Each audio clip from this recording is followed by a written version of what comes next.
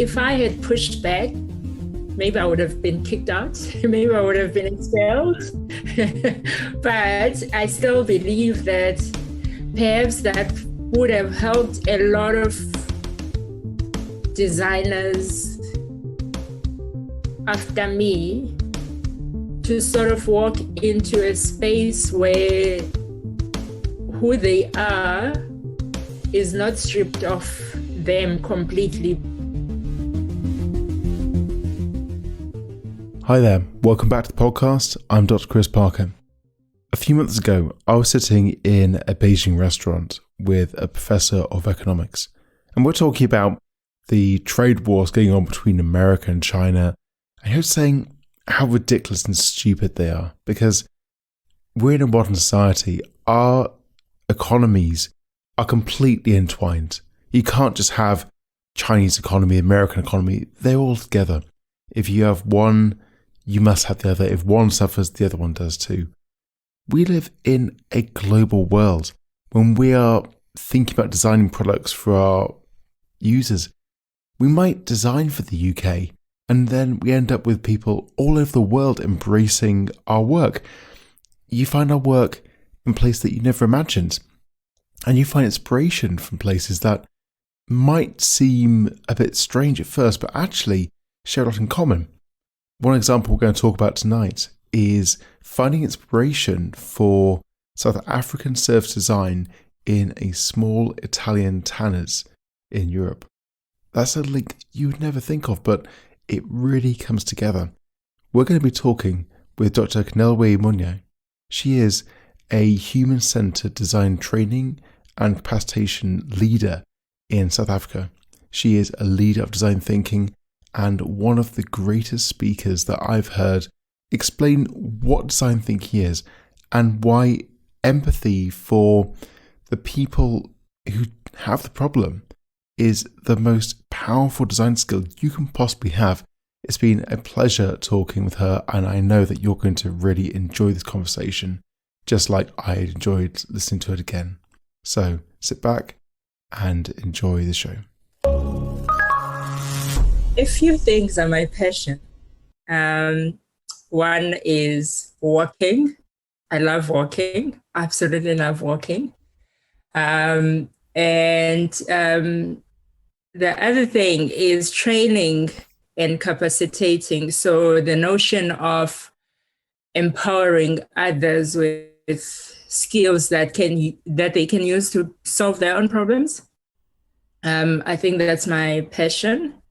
And I think knowledge is my passion as well. I am quite curious. Mm-hmm. I always want to empower myself with knowledge. So yeah. Okay. I'd say those are the.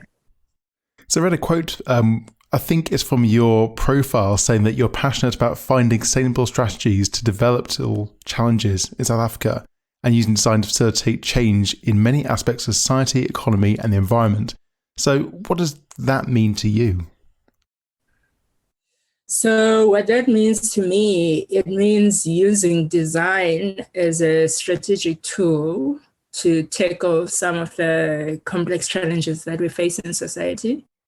It means, in a way, democratizing design by taking it to spaces where it ordinarily wouldn't be seen or be sort of promoted because those spaces are seen as backward or seen as not as glamorous, like your remote environments and remote communities where there is limited resources in the context of our understanding of resources. Because even when we talk about resources, in the space where I'm operating, where, especially when it comes to human-centered design, when we're talking about spaces and places and all of that, it's always about, these fancy adaptable spaces that are promoted as sort of ways to promote collaboration and so forth. But to me, I think I've started realizing that actually those kinds of spaces, they're more about power and control. Whereas if we talk about real meaningful collaboration and really making a difference, we should be able to take design to any environment. We should be able to apply design tools and techniques in any environment. It shouldn't be constrained by or limited by a fancy space. Mm. So can you tell me a story about some work you've done in these more rural communities where design has really helped out? Yeah. So I've worked a lot in rural communities where initially the idea was to, run a session in a hotel or in a boardroom, and then as a designer, if you go in with an open mind, you quickly start realizing how it's just another. Your session becomes just another sort of tick box exercise for the organization that you're working with. And so to move away from that, especially when they're talking about developing a strategy for them to be able to deliver on ensuring that communities that they work with actually receive better services. But at the same time, they're doing this from the boardroom or fancy offices without a real understanding of the communities that they need to deliver services to. And so I sort of thought, what if we were to actually go into the communities themselves so that they can have a better understanding of where these interventions that they're talking about are going to exist in? And also the people that they're actually designing for. Maybe it's moving away from designing for to actually designing with will help in terms of coming up with better outcomes. And so we went to the communities with this big organization. And I think it was an eye-opener for them as well to start realizing that, you might think of an intervention and because of your own worldview and your own bias, but sometimes your intervention doesn't make sense in the context that it's going to exist in. And I think that's where... So what was the service that you were designing for? So what we were designing for, it was more around, I think there was 3 different aspects. One was around, what is it? It was around education, so improving education in rural and remote communities. And then the other one was around healthcare services.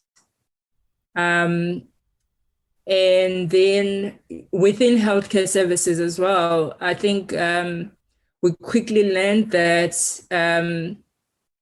a lot of the times the services that are offered are not, they don't take into consideration people's realities. So for example, improving immunization. That's the goal. That's the target. We want to make sure that all the kids in the rural community are immunized. But if you look at it, it's easier for a parent when the child is still young for them to carry them to a clinic or a healthcare center. But as the child grows, for a lot of parents, there are difficult decisions that they need to make. Do I travel hours and hours, long distances to get my child immunized? Or do I spend the day plowing and cultivating a piece of land to grow food for the rest of the family? Or do I do I then take the risk of, carrying this child and be completely exhausted because they are now, bigger and heavy?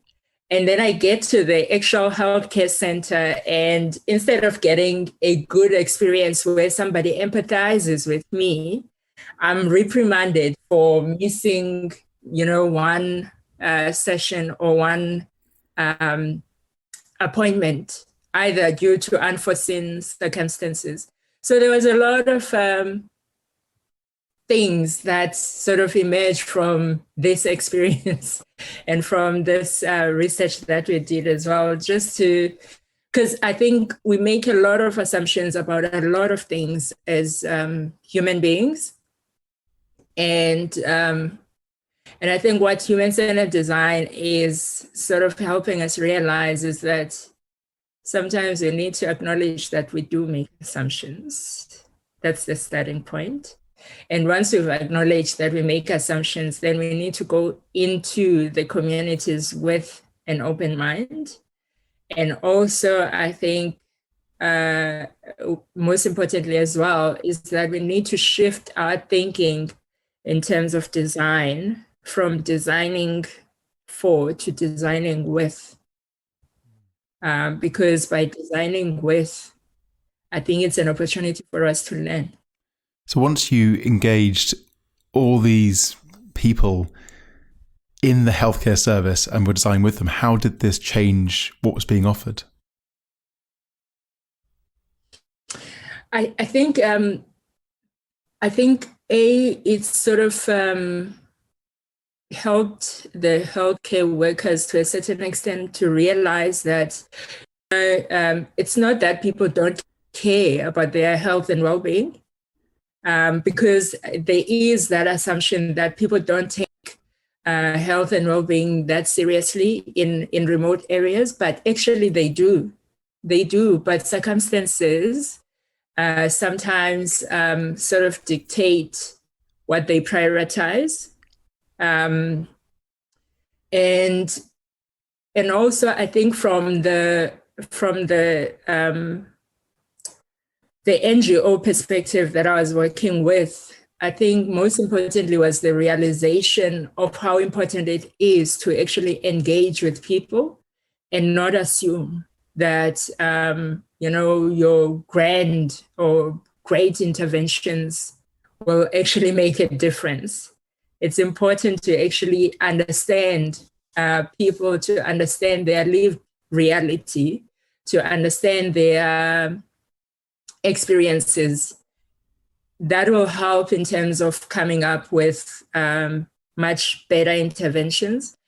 And I'd like to believe, from the conversations that I continue having with the employees at this NGO, it seems as if they've embraced the approach, and they seem to be willing to now make sure that they don't just develop interventions in isolation, but sort of engage with communities and work with partners as well on the ground, and not focus so much on, meeting their own targets or prioritizing what they think should be the intervention, but be willing to listen to those that are on the ground. Yeah. And that's really great to hear. So to you and me, the idea of understanding people and working with people probably feels as natural as breathing. But in the South African design community, is that a really common approach that's really flourishing, or is this still evolving? I think, especially in the examples that I gave are examples of me working outside of South Africa, like in other countries on the continent. But from a South African perspective, I think it's not common. It's definitely not common, because I think design is still viewed as as a field that is exclusive, and they are sort of I would say there are certain voices that are more prominent in terms of design. And so they talk from a place of power and I'd say privilege as well. And so it's like there's no, I think it's going to take a while for a lot of people to realize that actually, in order for design to really make a meaningful contribution, it's important that you actually listen to the other voices, to the voices that are not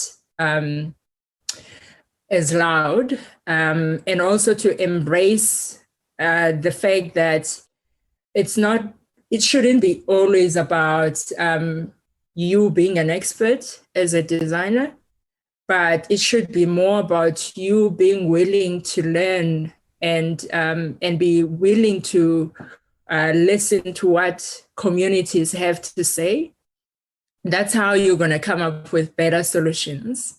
And I think, like I said, I think we have a long way to go from there. Because of the way we educate designers. We train designers to be experts. And so they want to be experts and they go out there and are trying to be experts. But in reality, I think what we are not realizing is that even the communities that they go into, those people are experts in their own lives. So you are an expert in processes and methodologies, but the people that you are trying to work with are also experts in their own lives. So I would say we have a long way to go.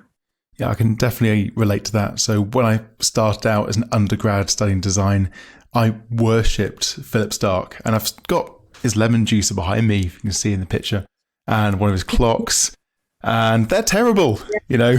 They don't work. And as I developed and evolved, I started to move away from this, oh my God, Philip Stark, the genius design, onto, you know what, I really love this thing over here. I don't have a clue who made it, but oh my God, it's great. And you realize it is that getting people involved. So yeah, it's great to hear that saying that. But saying about people getting started in design in South Africa and its education, how did you get started in design? So how it started for me,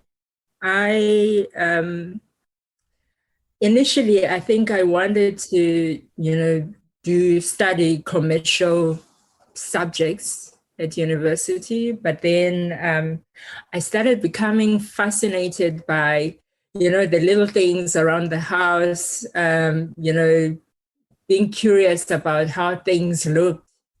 And so as a result, I thought maybe I should explore something like interior design, just so that I can, sort of continue with my curiosity. But then so in South Africa, you sort of, the way you get into university, there's an application process and, paper or online application, you get evaluated. And then there was a psychometric test component as well when I applied. Wow. Yeah. And so I applied and I was invited for this psychometric evaluation process. And but then due to unforeseen circumstances and also financial reasons, I couldn't come when the university opened the following year. I couldn't, I didn't have the money. I didn't have the means to get to university on time. And so obviously the space that I was given to somebody else because they were only taking limited number of students. And, but eventually I managed to put together some money and came to Cape Town. And when I arrived, obviously the news was, we've given your space to somebody else. So there's no space left in the program that you wanted. And I was so determined not to go back home. I was like, are there any other programs that still have space? And they started talking to me about all the other programs. For example, they said, oh, there is space in jewelry design. And I was like, no, I'm not interested in that. And they said fashion design. I was like, I'm not interested in that either. And then they mentioned, what was the other program graphic design. And I was like, no, I'm not interested in that. Because at least I knew about those programs. And then they mentioned textile design. And I was like, what is that? And because I've never heard of it. And so they started explaining, basically you study materials, fabrics in particular. And I was like, if I studied that, what can I do with it? And they explained that you can work in the fashion industry, you can work in the interior design space, you can work in the automotive industry, you could work, it sounded like if I studied that, I would have more options in terms of where I could go afterwards. So I was like, okay, I'll try that. So you can imagine from knowing nothing about, this field of design to actually being interested in it. And so spent 4 years studying it.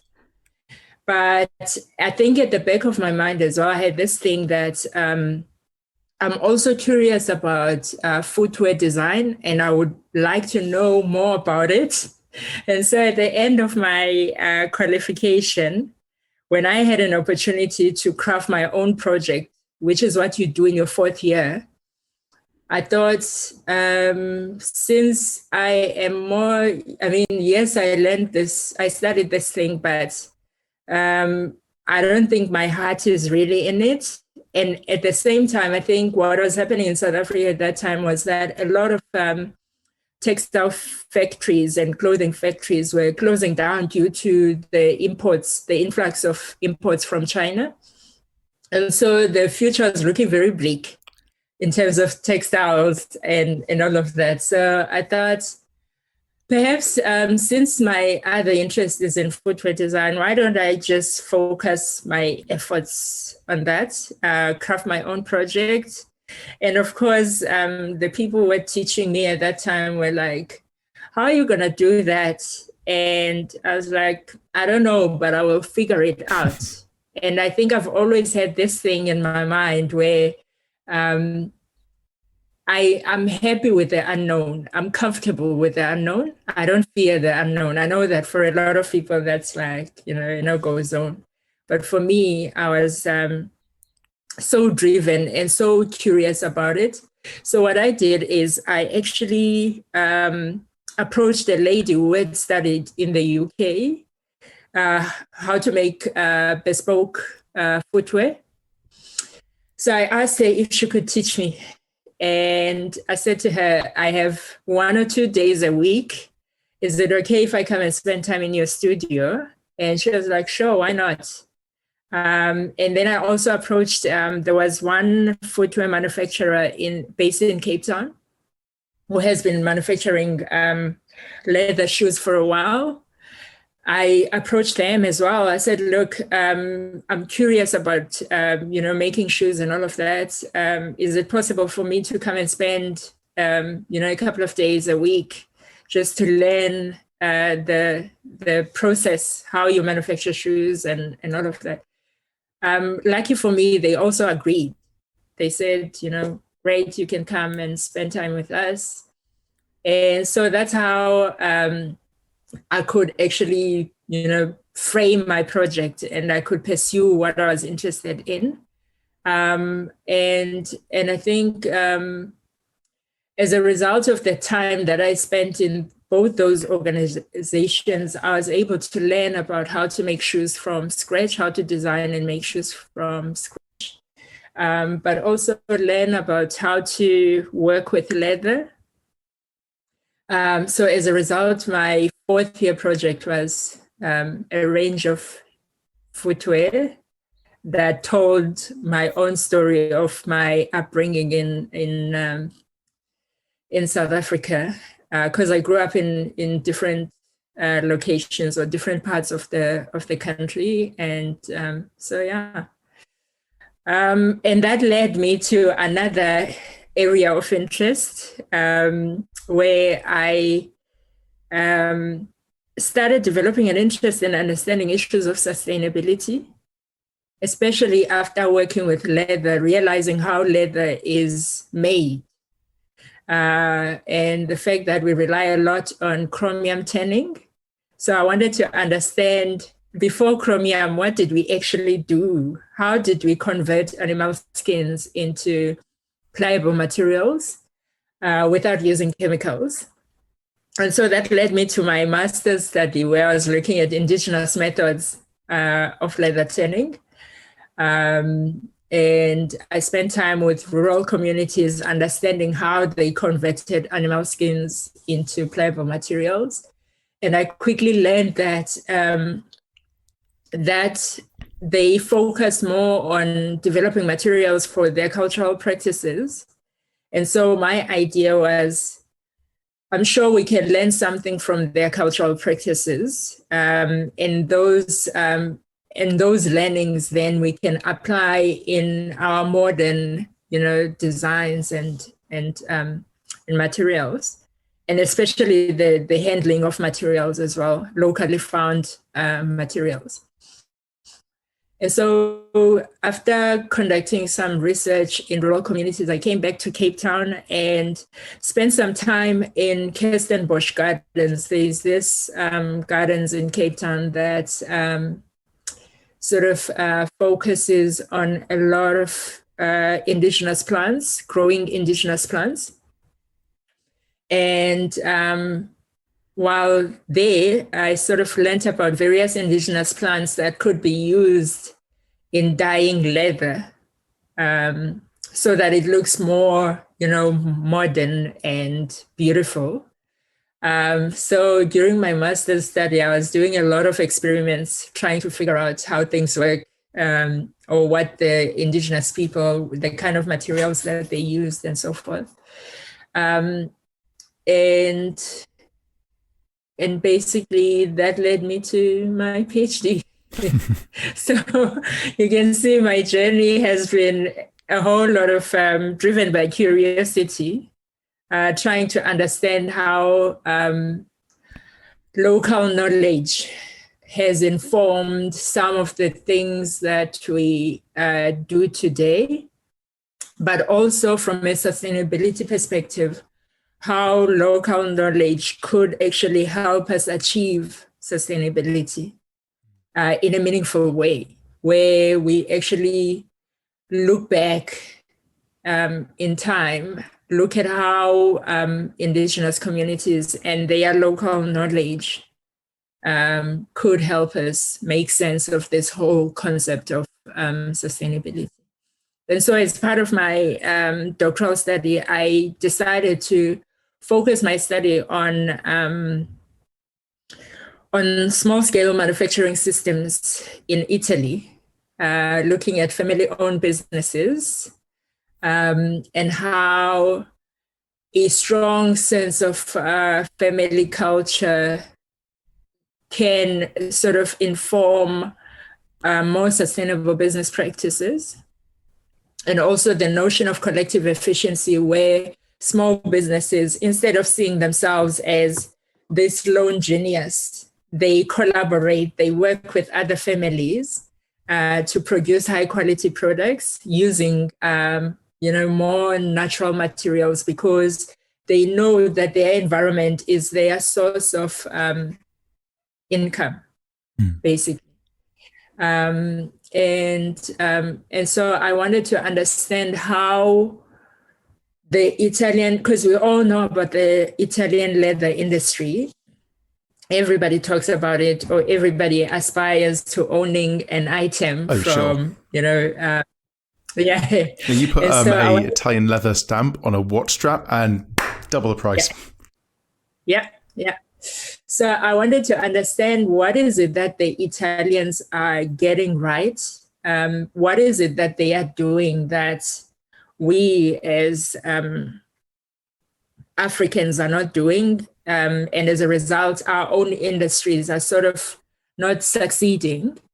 And what I learned was that they have a strong sense of family culture, but that also translates in business as well, where they really, the same principles where they value family. It applies in family-owned businesses as well. And also as a result of that, there's also this sense of collectivism.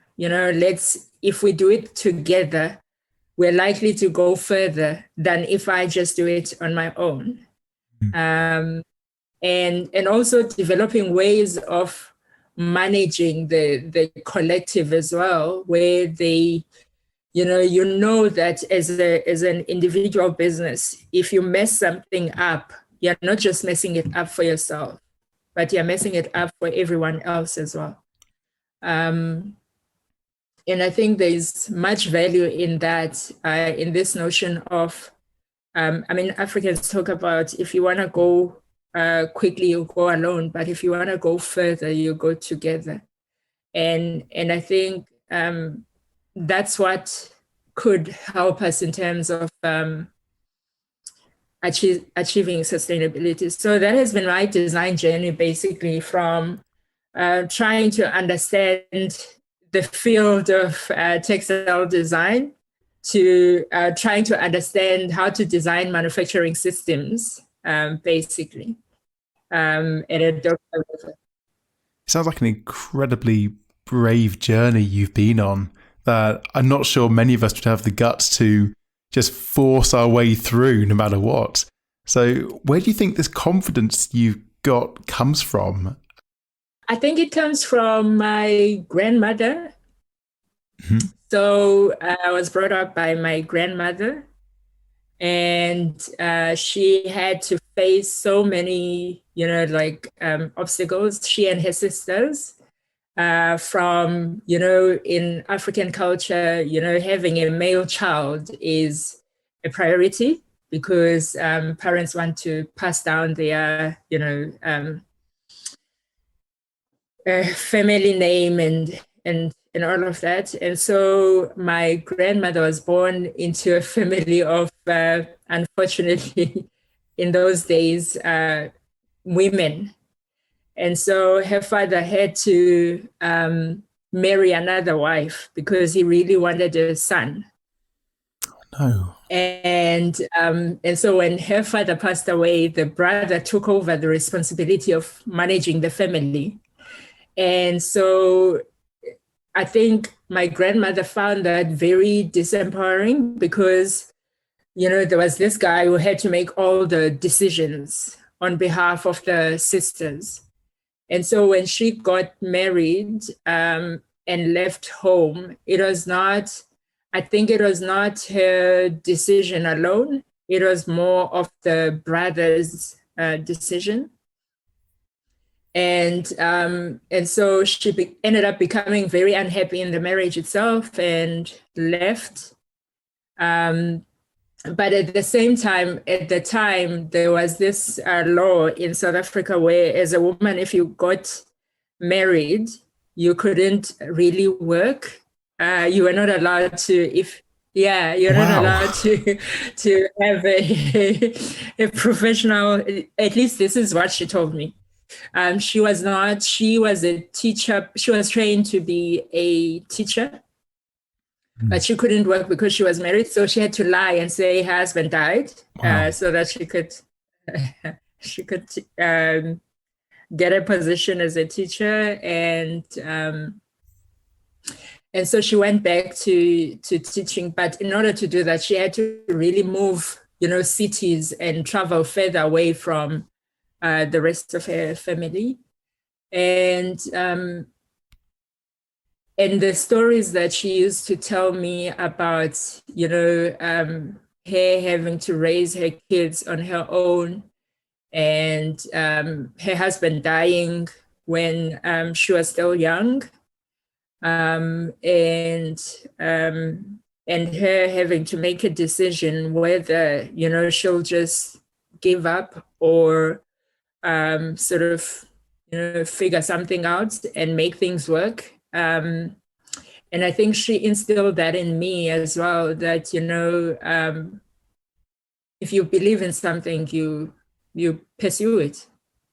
It's not going to be easy, but you do it anyway. And if you fail, at least you know deep down that you've tried.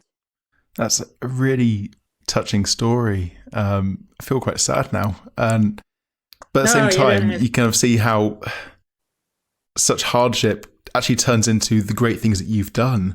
There's a book reminds me of by Malcolm Gladwell called Talking to Strangers. It's all about understanding things about people that we just don't understand. And you can look at situations and go, oh, that must be a terrible thing. It must be a really terrible world. But actually, when you look beyond it, you go, well, actually, there's stories and layers that are far more intricate. And yes, it was International Women's Day as well. So it's almost good timing. But that's incredible. So I think that's why at the beginning I spoke about this notion of assumptions, how we make assumptions about a whole lot of things, because listening to the stories that I grew up with, or even the stories of my grandmother, it might sound like yes, there were moments where things were tough or difficult. But at the same time, I look back now and I feel like without any of that, I don't think I would have achieved what I've managed to achieve so far. Mm-hmm. All of that has shaped who I am today. And it has also made me realize and appreciate where I'm coming from, and appreciate the fact that, there's so much richness in the local knowledge, whether you are in Europe, because a lot of the times when we talk about local knowledge, we're talking about it from a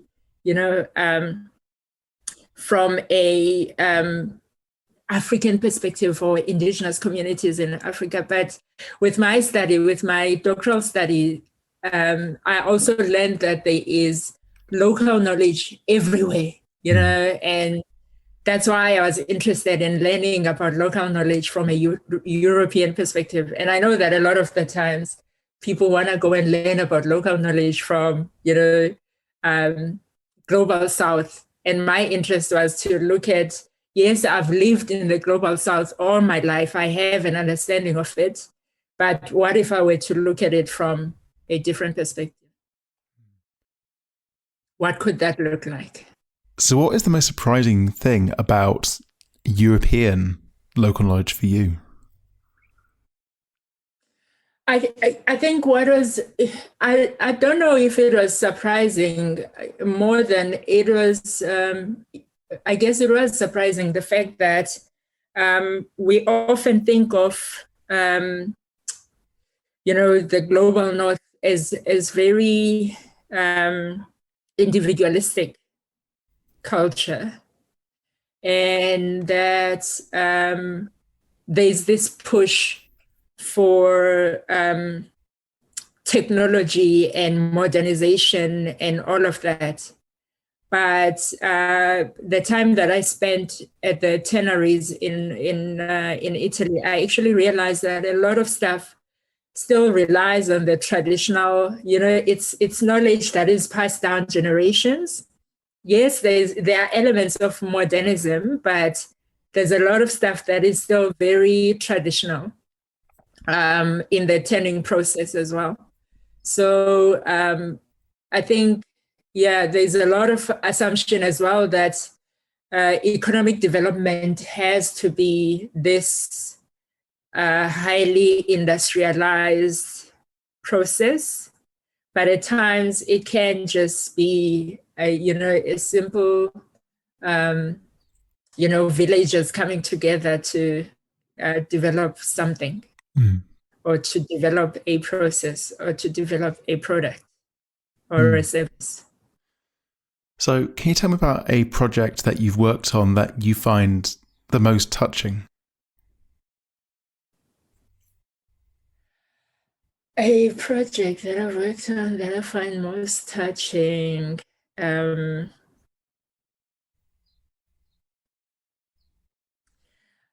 would say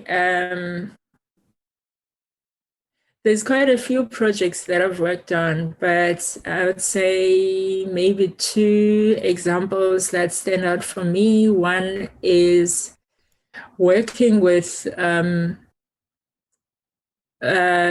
international NGO and government in South Africa around issues of gender-based violence, and trying to get them to sort of engage and listen to each other, because you can imagine with an issue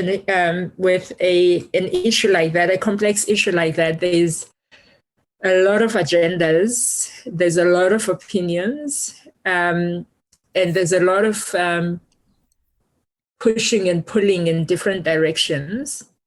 And so I ran a couple of workshops with multiple stakeholders, just to get them to come to a shared understanding. And I think this is where the power of design lies, is that you can use design as a common language for all these different stakeholders, to help people realize that we are all working towards a common goal. It's just that the language that we are using, the words we are using, the opinions and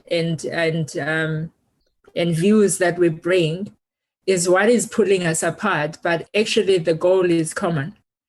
And so just, and getting people to realize that listening is such an important aspect of it as well. Just being willing to hear the other person out is so important, because sometimes we can talk over each other and miss each other in the process, because we're also focused on getting our views heard. And that was quite an interesting one for me, because you can imagine in terms of size, I'm tall, but I'm very small. And standing in front of all these powerful individuals and especially politicians, and trying to get them to, sort of suspend their own opinions and listen to other people is, it's a humbling experience, but it can also be very challenging, because you have to have the confidence to stand in front of the people and get them to do what you need them to do. And then the other example was working with financial institutions on the continent as well, to help them design or develop more inclusive financial services. One of the interesting things with that project was that you have these financial institutions that have been in existence for years and years and years. And they, I think, realized that in order for them to grow their own market as well, they needed to think differently and provide different services. And one of the things that they looked at was the informal market. So you know that I don't know if you know this, but in Africa, the informal market is, I think the first step for people to participate in the economy. So whether it's selling stuff at an open market, or it's, providing a ride service to clients moving from point A to point B using your bicycle or stuff like that. or even the farming community. So these are markets that are often not taken into consideration when services are developed or designed. And so what we did in this project was to work with financial institutions to get them to actually move out of their comfort zone, to go into the communities to understand what is people's realities, how do a small scale farmer, how do they operate, what do they actually need? And if you're looking at a transportation service or a hair salon on the side of the road, if you're going to be providing offering them exactly the same service as you and me who might have an income on a monthly basis, that doesn't make sense at all. And so I think that was an eye-opener for the financial institutions to realize that if you really want to make a difference, if you really want to ensure financial inclusion, then you need to rethink the services that you provide. For someone whose income is seasonal, you cannot be providing a banking account that is the same as somebody whose income is, on a monthly, more stable, and they get their salary on a monthly basis. So what do they come up with as a solution? So they came up with different products that will enable those that have irregular income to be able to. So if, for example, this season, the yield is much higher for farmers, then they are able to put aside some money and then sort of an account that enables them to be able to save and generate some interest, so that in the months or the years that they don't make a lot of money or the yield is not that high, then they can have access to funds to continue doing what they are doing. And then there was also an element of financial education and literacy linked to it that is geared towards those people in the informal space as well. Mm. So it sounds like you were doing a lot of really interesting work in society change. What do you think that you'd like your legacy to be? Jeez. That's an interesting question. I think all I want is to make sure that all forms of knowledge are acknowledged. And I also think that it is my belief that the value of design is not in just, creating pretty things, but it's enabling people to be able to make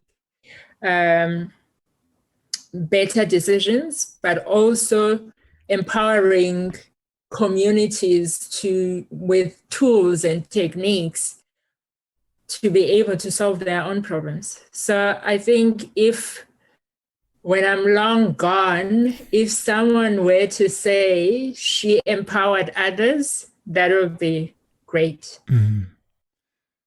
Well, it sounds like you're on the right steps already. I hope so.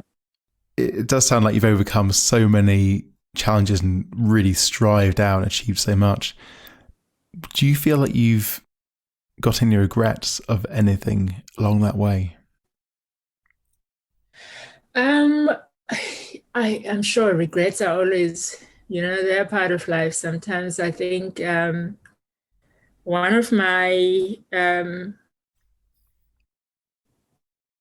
I would say my biggest regret is not pushing back when I was at university as a student, in particular in terms of,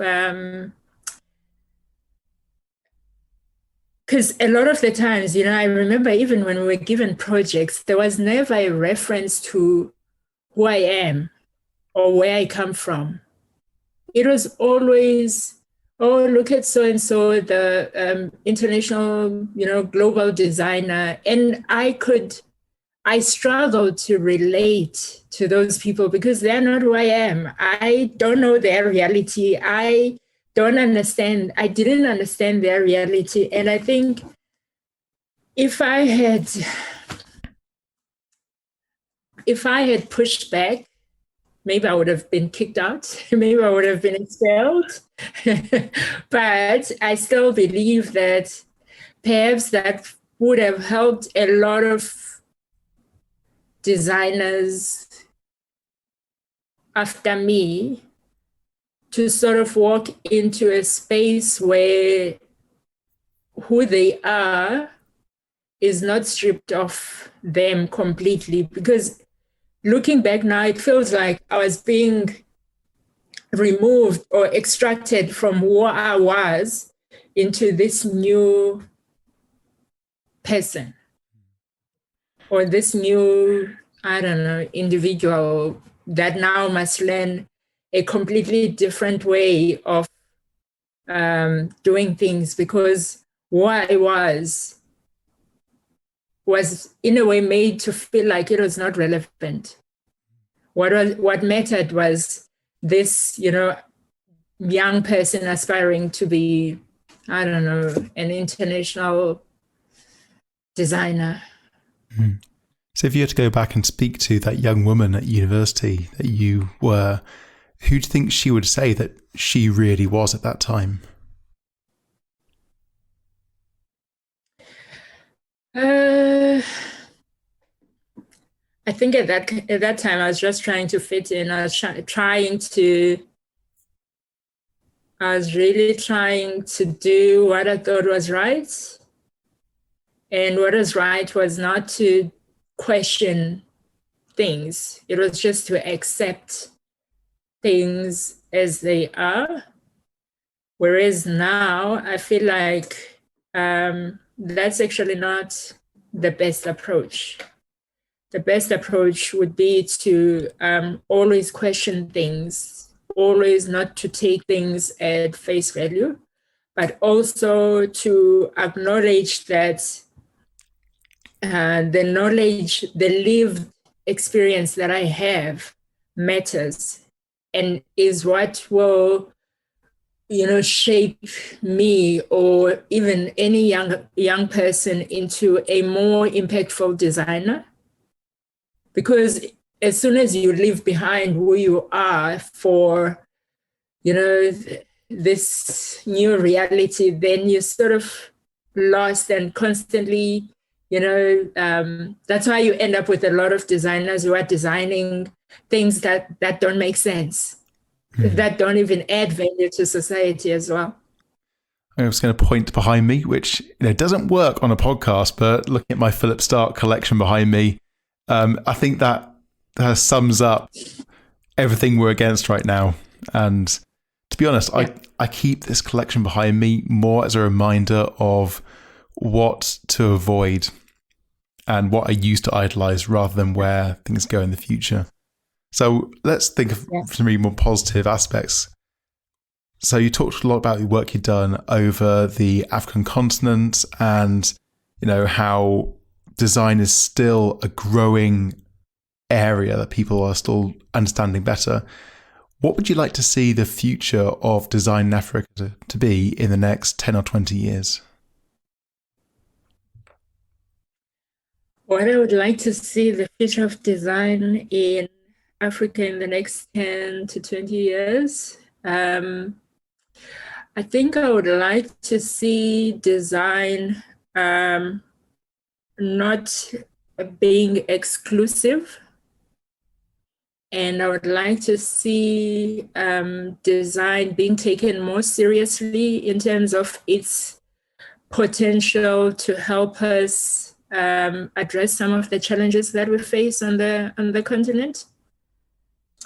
And I would like to see design education stop being so extractive and being more embracing of the fact that we come from communities where we've learned something and we have some kind of knowledge that we can contribute to the rest of the world. And I would like to see design in terms of policy and decision-making processes being foregrounded as opposed to being seen as, a field that people go to because currently that's the assumption that you studied design because you couldn't get into hardcore sciences. Wow. Yeah. Yeah. So I would love to see design being embraced as an equal contributor and being a valuable discipline in terms of helping us shape the world around us for the better. Mm. Can I pick up what you said about the education side? Now, I've just recently built a new master's program for UX design, and I'm working with a fantastic PhD student called James Branch, and he's doing work on how do we create user experience design pedagogy that people can use all around the world. So we've been looking at all these papers, journals, and courses from the world. None of them have mentioned understanding locality, the way that you've really beautifully described today, that understanding. They all talk about empathy and they all talk about understanding people, but there's very little about embracing culture, which is international and local. And that's really fascinating and reflecting on, we recruit. It is fascinating. And I think it stems from the fact that, like I said, there's still this belief that, we should be training designers to be experts. There's this expert mentality. And as a result, if you talk to a lot of people, especially people in the design space, there's this fear that the more you open up design, then more people are going to take over. There's fear of losing control of this thing called design. And so the understanding of locality and all of that, those things take time and it's not glamorous. And so nobody wants to be, walking in some dusty streets or co-creating in some village somewhere. They want to sit in fancy, these adaptable spaces. That's where they're comfortable. Mm. And so no one is going to talk about locality and all of that because they don't want to do it. Mm. It's not glamorous. It's not. Because one of the things you make me think of is when we're recruiting our students for our courses in Loughborough, we got a great international community, and so we have students from every continent. That's wonderful, but we don't spend time getting them to really understand each other's cultures at that kind of deep level. Do you think if designers understood a wider range of cultures and like the local ideas, they would be able to work more effectively around the world? Or is it better to be specialized in one area, like one continent? I think if designers spend more time understanding other cultures, not only does it open your mind, but it also humbles you. It helps you realize that you can't just walk into a space and presume to know what the problem is or to presume what the solution is going to be. And so, and I think that's where a lot of times we fail. Even the way we design the briefs, we presume to know what the solution should be before we've even started the process of, clarifying what it is that we are trying to do. And I think perhaps it starts with education, man. I think a lot of the problems that we are experiencing and the designers that are not contributing meaningfully in society and all of that could be changed with the way we educate. And also I think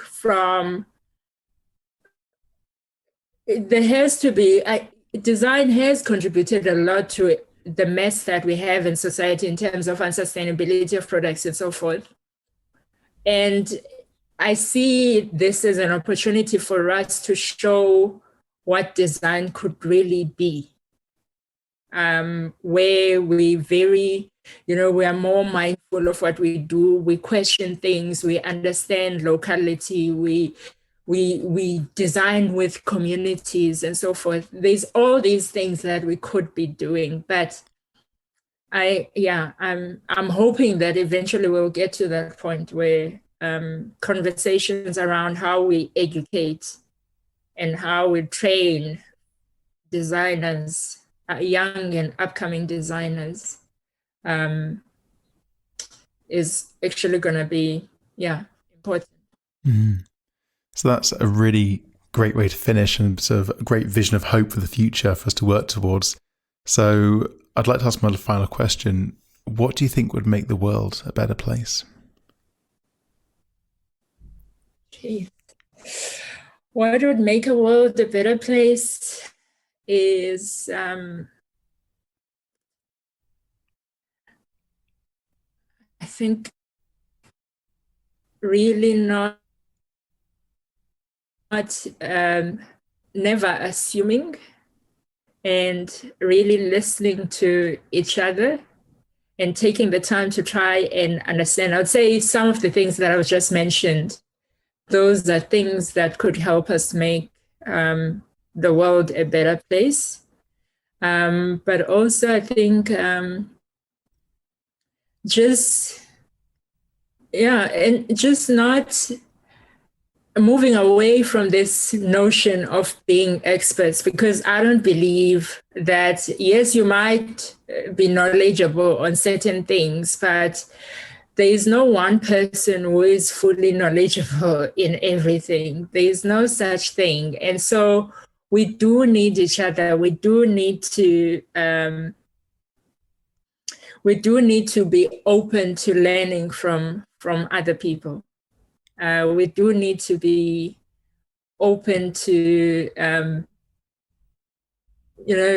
acknowledging that we make assumptions about things that we don't know or things that we're uncomfortable with.